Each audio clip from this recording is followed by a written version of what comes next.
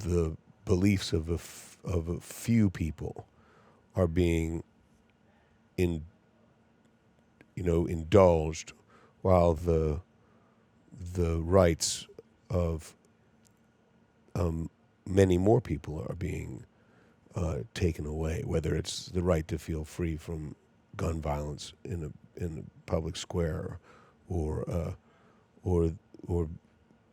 having the right to control your own body, or and that's the part that's sort of, I think, the reason that there's a visceral response is, unless you're in support of those things, you're suddenly your beliefs and your hopes, or what you think is right, or your liberties are infringed upon. So that it has a different stink to it, because they call it freedom.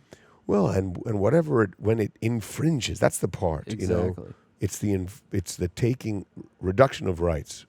So these decisions are sort of, for me, seem unique in that way. Usually the decisions have been in the opposite direction, whether it's about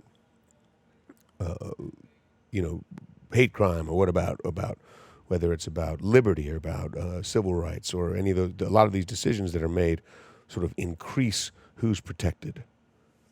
And it wasn't the case.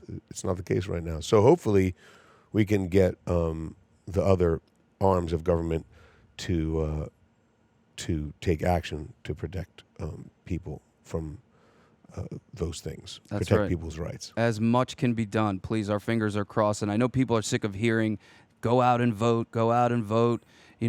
Whatever it takes in addition to that, I'm totally with you. Yeah, and because it's frustrating, because there's definitely enormous efforts to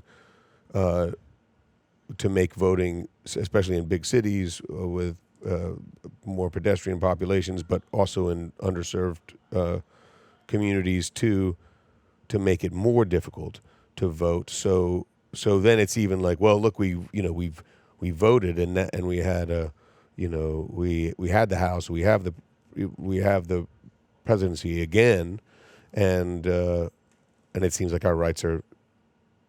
It's doing nothing. It's doing the opposite. So it doesn't seem like it. Our rights are being restricted. And so I understand people saying nothing works, voting doesn't work, but I do think that this. I mean, and maybe it's my drowning faith in the potential for the system, but that faith still thinks that if everybody says, despite your efforts to stop me from being able to have my voice heard through my vote, despite your effort through claims of fraud which have never been verified,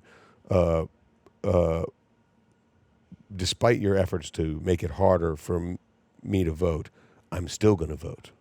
And then ground level efforts to curtail those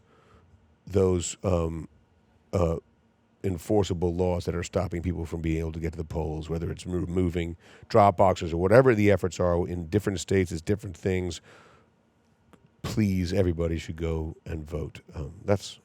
It's true, and I'm glad you're hopeful about it. That gives me hope. And I mean, what else is there? I mean, at this point, like, you don't have as many options. You might as well try to hold on to some optimism and look for the good in humanity. Yeah. And I did call it my drowning hope. You drowning hope, which sounds accurate.